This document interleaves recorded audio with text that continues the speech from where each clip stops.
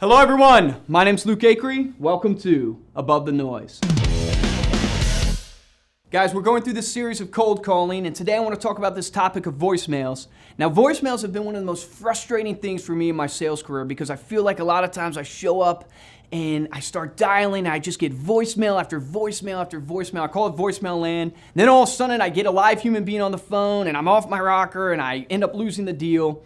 But when I look at these voicemails, I think what we struggle with as sales reps is we spend so much time and energy refining our pitch and the tonality, the words, the steps in the process, and we don't apply that same effort and discipline to refining our voicemails.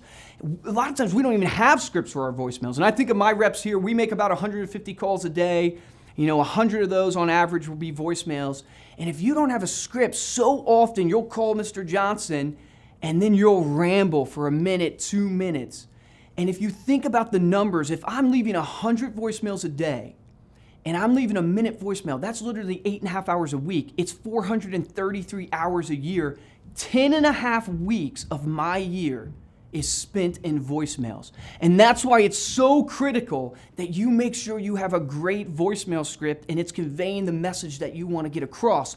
When you look at your voicemail, what are the goals you're trying to achieve? What's the outcome? Stephen Covey says, begin with the end in mind. What are you trying to accomplish? We all know the ultimate voicemail will cause someone to take action. Hopefully it's picking up the phone and calling you back. Sometimes it's maybe opening up an email. But what you want to do with your voicemail is make sure you give some level of intrigue to that prospect. Spark their curiosity. So the next time, at the very least, you call them and your number comes across their phone, they're not just thinking, oh, this is a sales rep calling me. They're reminded of that intriguing statement, that value statement you left on their phone, and hopefully it intrigues them enough to pick up.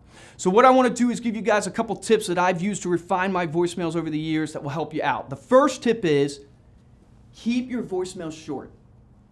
I'm telling you guys, if your voicemail is over 20 seconds, refine it. If you can get it down to 10 seconds, even better. No one wants to spend the amount of time on a voicemail that takes them forever to get through. And one of the most frustrating things for me is when I get to a voicemail that's maybe 2 minutes long and I find out there's no value here and it's wasted my time.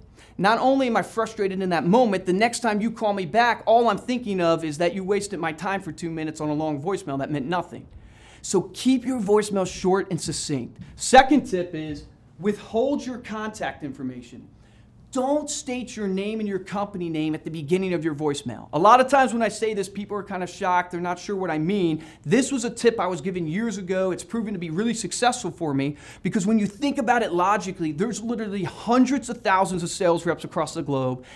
And quite frankly, we're all leaving the same voicemail. Hey Luke, this is John with ReminderMedia. I help businesses in the area of increasing XYZ.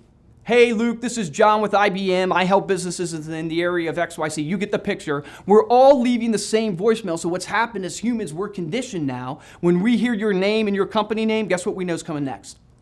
We know you're going to give us a sales pitch. And so we delete it, we tune out, we hang up, and you've lost me. So hold your contact information, specifically your company name, until the end of your voicemail. Third tip, authenticity. Be different and be authentic on your voicemail. If you have the luxury of personalizing your voicemail, maybe you're a real estate agent, you're calling a for sale by owner. When you leave that voicemail, state something in your voicemail specifically about that person's home. Maybe it's the granite countertops, whatever it may be. Show them that you're actually, care about what you're calling about. You have intention in your call. Personalize that voicemail. And the second is be authentic. A lot of people will coach you to be enthusiastic on your voicemails. I think that's great. You should be enthusiastic, but even greater than being enthusiastic, you should be authentic because as humans, we can just smell a fake from a mile away. And what happens is if they feel like you're faking, they're going to feel like you're a salesman just trying to sell them something, you're going to lose them.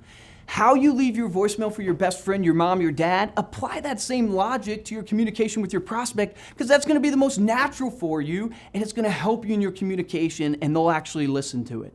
So be authentic. Fourth and final tip, speak clearly.